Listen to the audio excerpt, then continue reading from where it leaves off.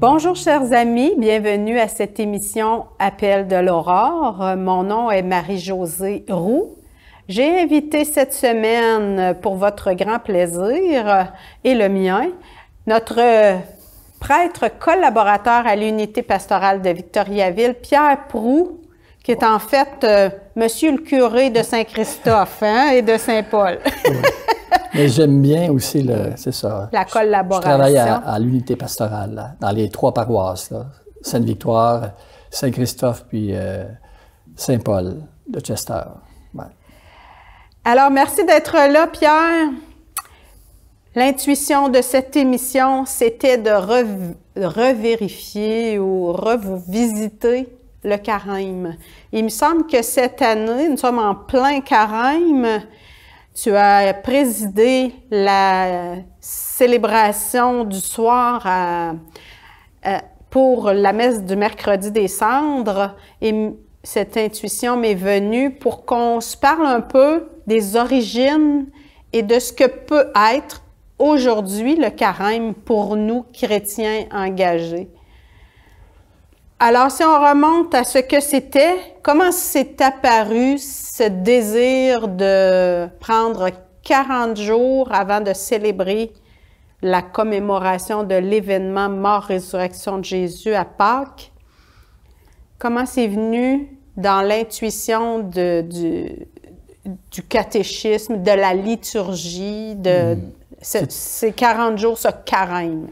Je pense, c'est très ancien. D'ailleurs, je me suis donné des petits points de repère. Oui. Ça prend sa source dans l'expérience même du peuple hébreu, parce que les 3 axes du carême, là, prière, jeûne, prière et partage, ça prend sa racine dans l'histoire du peuple d'Israël qui vit l'expérience de la traversée du désert après la libération d'Égypte. Ils ont été esclaves pendant quelques centaines d'années.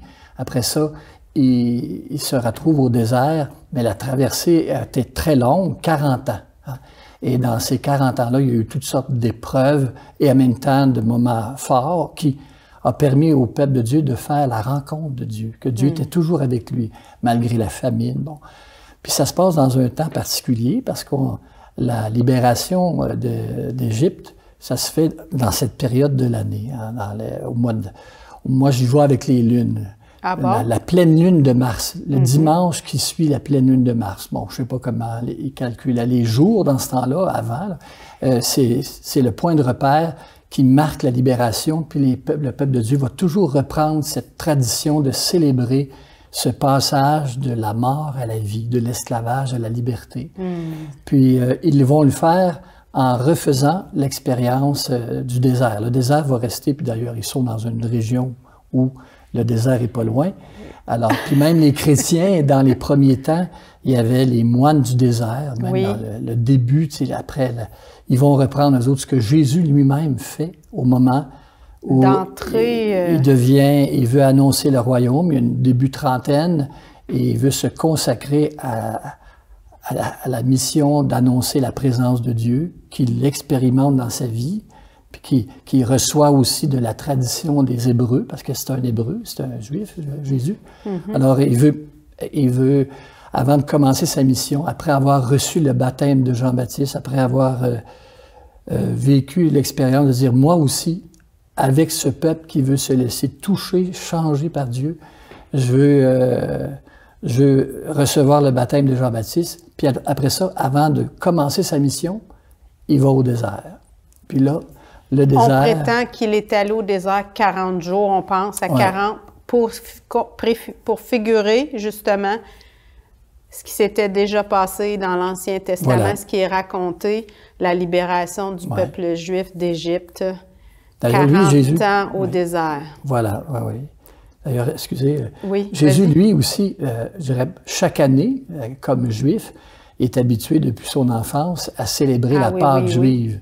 Alors, quand on célèbre la Pâque juive, il y a le rappel du passage aussi dans le désert. Puis il y a le rappel aussi des expériences de mort que le peuple a vécues avec l'esclavage, entre autres, les difficultés qu'ils ont vécues, les plaies d'Égypte qui leur ont rappelé que le peuple était sauvé aussi de Dieu, on pourrait dire, donne des messages au pharaon, aux dirigeants de l'Égypte, pour dire, laissez aller libérer ce peuple. Bon, puis ce peuple qu'il veut libre, qu'il veut grandi, qu'il veut rencontrer, on pourrait dire comme ça. Ouais, ouais.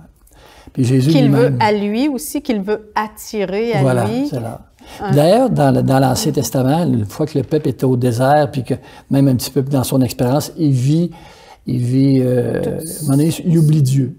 Puis dans le livre d'Osée, où le peuple est comparé à l'épouse qui l'a laissé tomber. Osée a une expérience conjugale décevante, puis on pourrait dire qu'il reprend son expérience. C'est ça, l'expérience du couple, on pourrait dire. Puis là, il dit, c'est pourquoi je vais la séduire, je la conduirai au désert. Encore là, au désert pour qu'elle expérimente l'essentiel de la rencontre, de l'amour qu'il a pour elle, mais que Dieu a pour son peuple. C'est ça la figure. Mais je dirais, un des aspects de la présence du désert, même si on est dans un pays où notre désert, nous autres, c'est souvent des grandes plaines enneigées l'hiver, ou dans le début du printemps, mais je dirais l'expérience de dire dans l'essentiel, Dieu se laisse trouver. Le désert, c'est ça. Puis ça alors, ce que tu es en train de nous dire, Pierre, c'est que tu considères que le temps du carême, c'est un peu un moment pour Dieu de se dévoiler, de dévoiler l'amour qu'il porte à chacun de nous, voilà, puis à son peuple aussi, parce qu'on est aussi un peuple de chrétiens. C'est bien. Il prenait l'expérience. Moi, j'avais une petite référence. De penser à ça de cette façon-là, que Dieu veut nous séduire, que Dieu nous attend, qu'il est déjà là pour nous accueillir. On dit chaque jour, Dieu nous attend. C'est pour ça les temps de prière, tu sais, on sait que dans l'Église, chaque jour, même la journée, pour les personnes qui vivent la liturgie des heures, comme les moines, les communautés religieuses, nous, les prêtres aussi, hein, c'est marqué par des temps de prière pour dire que dans le jour que je traverse, Dieu est présent. Matin, midi, soir, même avant de me coucher, je suis invité à prendre un temps pour réaliser qu'avant de commencer ce temps de la nuit, il est avec moi. Alors, j'imagine que le temps du carême, c'est ça, c'est ce temps particulier qui nous aide à saisir qu'il nous rencontre toujours. Puis là, saisir, prendre le temps de la prière, par le jeûne, aller à l'essentiel, puis ça va m'amener non seulement parce que je le rencontre, ça va m'amener à le partager. Ça, c'est un des grands axes du carême. Le jeûne, Pierre, comment on peut concevoir ça aujourd'hui, alors que le jeûne, il n'y a pas 40 ans, 50 ans, était tellement marquant? Tous les vendredis, c'était maigre et jeûne dans notre tradition. Nos parents se souviennent encore de ces époques de jeûne, mais aujourd'hui, comment on peut concevoir jeûner? D'abord, est-ce que c'est simplement une question de nourriture, d'alimentation? Encore là, moi, je me dirais, le jeûne, c'est se donner des moyens pour aller à la rencontre du Seigneur ou prendre le temps, aller à l'essentiel de ce que je veux, comme personne qui veut cheminer aussi au niveau spirituel. Qu'est-ce qui m'aide à reprendre ce cheminement-là, parce qu'il y a tellement de distractions dans la vie, puis même aussi, mes désirs ne sont pas toujours orientés vers... Ajustés à la rencontre du Seigneur, mais surtout à l'annoncer dans ma façon d'être et de partager aussi. Alors, le jeûne est plus maintenant vu comme une invitation à aller à l'essentiel de ce lien que j'ai avec Dieu pour me laisser saisir qu'il change quelque chose dans mon histoire. Puis il m'aide à devenir plus vivant, si on pourrait dire ça, non seulement de sa présence, mais aussi de son amour qui me touche. Puis, puis comment son esprit, en tout cas la rencontre avec lui, me transforme. Je pense que le temps du jeûne, c'est pour saisir l'essentiel, pour toucher, ah oui, t'es là, puis maintenant, merci. Puis dans le merci, il va avoir le partage, il va avoir le goût de le donner au monde, de continuer l'engagement que j'ai commencé. Ouais. Le jeûne, c'est donc, si je te comprends bien, se défaire de choses qui nous embarrassent et qui nous empêchent de connecter à la présence. Je pourrais dire, ou d'accueillir l'amour. Si j'ai le cœur plein de toutes sortes je dirais le mot frivolité, de surplus, j'ai pas de place pour accueillir l'amour de Dieu. Donc, c'est un questionnement, je me demande où je peux faire de la place à Dieu dans ma vie, c'est un peu ça. Voilà. Puis aussi, bon, si je reprends l'exemple de Jésus qui va au désert, puis dans la liturgie, là, justement, de l'entrée en carême, il est tenté, puis c'est la réponse que Jésus donne, toujours avec la parole de Dieu. Qui n'est pas spontanément notre réponse, c'est nous autres dans l'expérience que l'on vit. Alors, où il est dit, chaque jour, nous avons à reprendre notre route vers Dieu et à nous tourner davantage vers nos frères et sœurs, à l'exemple de Jésus. Mais lui, avant de commencer sa mission, non seulement il est tenté 3 fois, et 3 fois, il répond par la parole. Tu ne vivras pas seulement de pain, mais de toute parole. Ensuite, c'est toute la question, un seul Dieu, tu adoreras. Puis la 3e fois, là, quand il dit, le tentateur lui dit, je te donnerai tous les royaumes du monde, alors tu ne mettras pas à l'épreuve ton Dieu.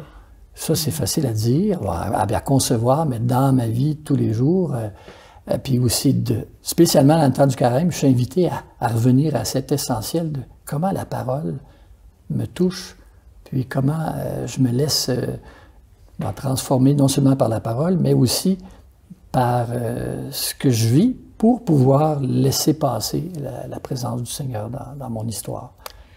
Parce qu'il a besoin de nous pour s'annoncer. Voilà. Ah oui. Donc, pour pouvoir répondre par la parole, il faut la fréquenter, il faut la connaître, puis il faut du silence aussi pour la laisser s'imprégner en nous. Voilà. Puis c'est pour ça que dans l'Église en général, autrefois, c'était plus, on pourrait dire, massif. C'était institutionnalisé partout dans les aspects de l'Église, même dans les paroisses, dans les communautés religieuses. De tout le peuple, ensemble. Voilà. De moins en moins, c'est ça. C'est ça, parce qu'on est plus dans un monde individualiste, puis aussi en marge aussi de l'Église. Alors souvent, même si on est plus loin, il reste que entendre l'appel à vivre le carême, pour certains, ça les ramène à venir cet essentiel. Il y en a qui vont profiter de ce temps avant Pâques, parce qu'il y a une tradition qui est profonde, là. Ben, ils vont faire comme, ils vont jeûner, je vais prendre un petit peu moins un coup, ou bien je vais, pour l'alimentation, je vais faire plus attention. Alors, ils vont continuer ce qu'ils ont commencé après le temps des fêtes, là, quand on veut se mettre en forme, là. Il y en a d'autres dans mon corps aussi, parce que notre corps est sollicité par le temps du carême. Hein. C'est notre cœur, notre corps, puis notre intelligence, où on médite le mystère du salut.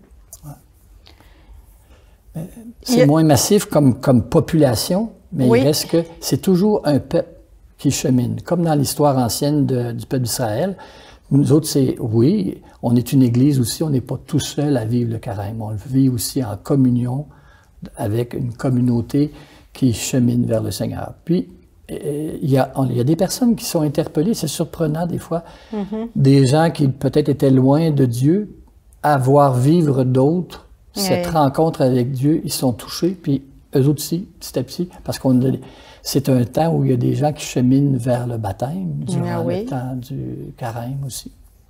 Alors, ça signe qu'ils ont senti un appel, puis ils veulent répondre par ce cheminement que Jésus lui-même a vécu. Tu as beaucoup insisté, Pierre, durant la célébration du Mercredi des Cendres, sur la conversion. Qu'est-ce que ça peut vouloir dire, se convertir, pour des chrétiens qui assistent à l'assemblée dominicale régulièrement, pour ne pas dire chaque semaine, des chrétiens engagés dans leur milieu? Conversion, encore, toujours, Pierre? Comment tu peux rendre ce message important pour chacun de ceux qui étaient là, alors qu'on est déjà peu comme en marche. Des chrétiens qui ont la foi, qui adhèrent au message de l'Évangile? Je pense que, bon, tout le monde a une bonne volonté, mais on a cette tendance, des fois, d'arranger ça à notre façon. Ah, oui. Oui, tu me demandes ça, mais bon, je vais m'organiser. C'est ça qui fait que des fois, il y a des pistes que je prends qui ne sont pas celles qui me conduisent à ce que l'Évangile voudrait m'amener à vivre. Et là, c'est pour ça l'humilité aussi que le carême, quand on commence le carême avec les cendres, pour rappeler que dans ma fragilité, le Seigneur me rejoint pour continuer à m'aider à le laisser passer, puis à me laisser façonner aussi par c'est facile à dire de même, par sa parole, par son esprit, par son amour. La liturgie interpelle à travers la parole de Dieu, les textes. Moi-même, si je prends régulièrement les textes, un petit peu comme la petite démarche qu'ils nous font, à chaque jour, la messe, par exemple, il y a des textes, c'est tout organisé en lien avec le carême pour revenir à l'essentiel, se laisser changer le cœur, regarder comment Jésus, le mystère de Jésus, comment lui, il vit sa relation à Dieu, pour découvrir que il n'est pas un esclave de Dieu, il y a une relation qui le transforme, qui va l'amener à une vie transformée, il ressuscite. Ben, nous autres aussi, on est appelés à ça, mais on a des résistances, comme le peuple de Dieu dans le désert, comme Jésus qui a été tenté aussi, et revenir à Dieu, c'est un appel constant. C'est un appel qui n'est pas réservé exclusivement au carême, mais qui, à ce moment, pendant cette période-là, devient un peu plus, je dirais... intensif. Oui. Convertissez-vous, croyez à l'Évangile.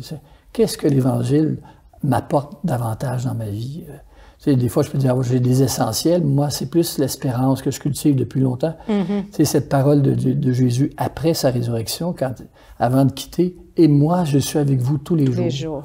C'est pas toujours évident de saisir que Jésus est avec moi tous les jours. Puis même dans ma façon d'être en relation avec les autres, des fois, mes tendances personnelles reviennent vite. Je suis pas toujours à l'écoute. Je réagis promptement alors qu'il aurait fallu que respire par le nez, petit gars. Puis parfois aussi, on se prend pour le sauveur. La sauveuse. Voilà, c'est ça. On n'est pas dans dans le tous les jours, Jésus sauve la personne ou l'autre. Donc, les pratiques qu'on s'impose, je vais utiliser ce mot-là, durant le carême, c'est essentiellement pour faire un peu plus de place à Dieu. Oui. Le jeûne, la prière, puis ensuite l'aumône ou le partage. Le jeûne pour le rencontrer, la prière pour saisir comment cette rencontre-là Ma réponse change. aussi. C'est ça. Puis m'invite à donner, en tout cas, m'invite à faire un choix qui est non seulement de le placer dans ma vie, mais aussi de l'annoncer.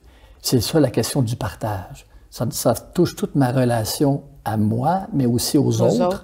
Puis là, il y a plein de causes qui peuvent aider à faire en sorte que l'humain est épanoui, l'homme et la femme du monde dans lequel on est.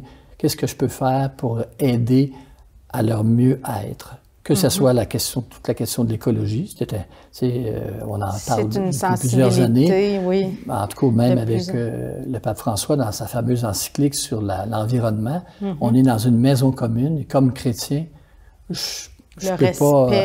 on s'impose le respect de cette maison, de la nature. Ça va de soi. Respecter l'environnement, c'est aussi respecter les autres. Puis c'est aussi toute la réponse à l'appel du Christ qui m'invite à aimer les autres. Et c'est en m'engageant. C'est là les causes. Bon, il y en a plusieurs.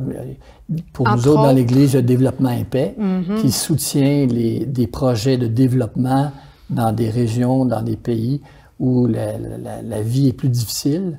Des projets aussi pour garantir un mieux-être pour des peuples qui sont opprimés par l'exploitation des terres ou de l'eau ou de l'environnement brisé parce que on va chercher du minerai ou on exploite des forêts puis on s'occupe pas des conséquences écologiques. Alors, c'est le mouvement comme ça, développement et paix, mais aussi il y a Je pense à Médecins sans frontières. Moi, je suis impressionné du travail que plusieurs font. Ils ont besoin de soutien. Bon, je peux pas. Et il y a des... Plus proche de nous, il y a la sécurité alimentaire, la Saint-Vincent-de-Paul qui œuvre auprès des pauvres. C'est à l'année longue qu'il y a des familles où des personnes ont besoin d'un petit coup de main pour assurer le nécessaire, que ce soit pour avoir une épicerie mieux garnie, parce qu'il y en a qui ont... Les moyens sont très limités à cause... Traverse des périodes plus difficiles. Les logements difficiles à payer, la nourriture de plus en plus chère, puis là, avec les 25 % qui annoncent partout, dans les échanges qu'on a avec nos voisins du Sud, alors ça vient éclairer les problèmes économiques. On ne peut pas être indifférent à ça. Puis qu'est-ce que je peux faire pour essayer d'apporter un petit peu de soulagement pour moi, mais aussi pour les autres?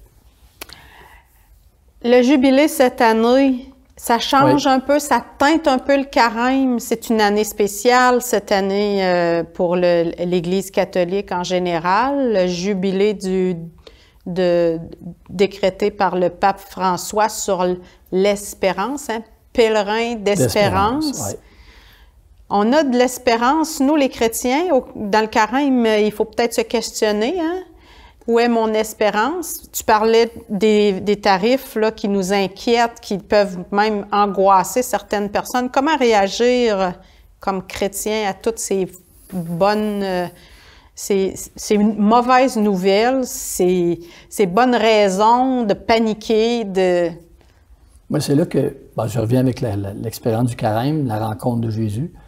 C'est encore là, saisir qu'il est avec moi, puis que c'est certain que je peux me laisser envahir par une sorte d'angoisse. Moi, je suis toujours impressionné aussi l'anxiété écologique, l'anxiété économique que crée aussi certaines situations du monde de performance aussi.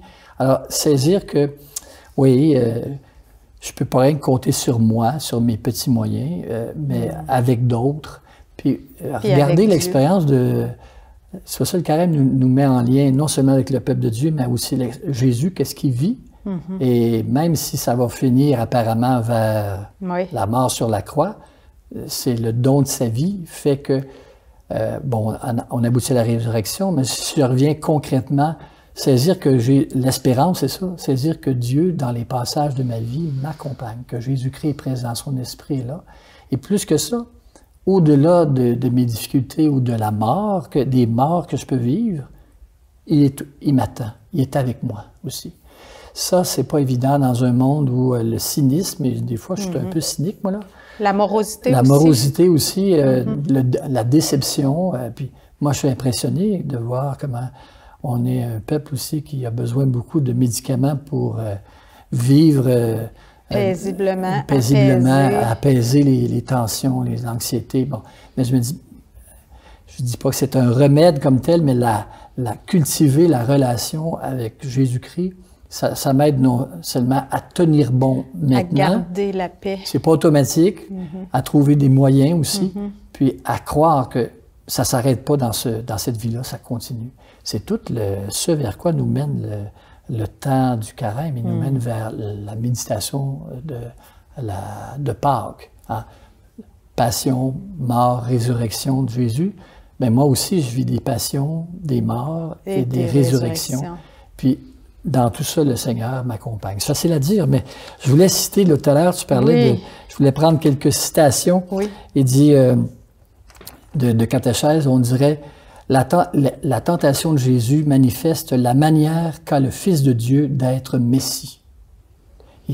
Voilà la manière qu'il annonce qu'il est Fils de Dieu. C'est non seulement parce qu'il se greffe à Dieu, mais il fait souvent, Jésus il est présenté comme celui qui se retire dans le désert ou dans un endroit désert ou sur la montagne pour après ça retourner. Il ne reste pas longtemps, il prie. Il prend du temps, mais après ça, il s'en va dans le monde. Sauver. Comme croyant, ça m'interpelle aussi. On dit aussi que le temps des jours de pénitence sont des moments forts de la pratique pénitentielle de la grande communauté de croyants que nous formons l'Église. On dirait ces trois pratiques traditionnelles de la piété juive, également adoptées par le christianisme, sont des moyens privilégiés de mener en vérité et à terme notre identité et notre relation filiale à Dieu, hein, par Jésus dans l'Esprit Saint. Relation, tu sais, savoir que je suis un fils et une fille bien-aimée de Dieu. Pas toujours évident, celui-là. Puis il disait les Parfois, trois pratiques. On a l'impression d'être abandonné, d'être oublié, d'être moins important que d'autres. Ouais. Mais pourtant, son esprit, la parole, nous le rappelle. Puis je pense aussi, l'autre qui des fois vient nous tend la main, as-tu besoin d'aide? C'est encore là, c'est ma réponse qui va être importante, mais aussi mon accueil. Ouais. Mon écoute aussi. J'avais la petite citation, là, on parlait, disait, ouais, comment qu'on peut, c'est-tu rien que le jeûne? Oui. Je retiens cette petite méditation du 8 mars, après l'Évangile du 8 mars, qui dit ceci. Il existe une forme de jeûne trop peu pratiquée, à cesser de critiquer et de juger les autres, ravaler des paroles blessantes ou méprisantes, s'abstenir de manipuler autrui, de mentir ou de nourrir des conflits qui pourraient être réglés pour peu que l'on y mette du sien. Hein? Ça aussi, tu as découvert ça dans le prion en Église. En Église de ce mois, du mois de mars, le 8 mars, à part de ça. Le jour de décembre. Du droit des femmes. Du droit des femmes, pardon. Oui, ça, c'était le samedi après décembre. OK, d'accord. C'est tout un programme de carême, ne serait-ce que prendre une seule de ces résolutions. Ouais. Si vous n'aviez pas encore choisi votre jeûne, Pierre nous a donné quelques pistes, quelques suggestions. Pierre, on est à peu près au milieu du carême en ce moment. On se donne rendez-vous à tous et à toutes durant les jours saints où nous revivrons un condensé de toutes les prises de conscience utiles qu'on peut faire durant le carême. Merci d'avoir participé à cette émission.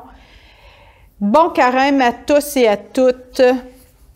À la semaine prochaine. Merci, Pierre. Merci.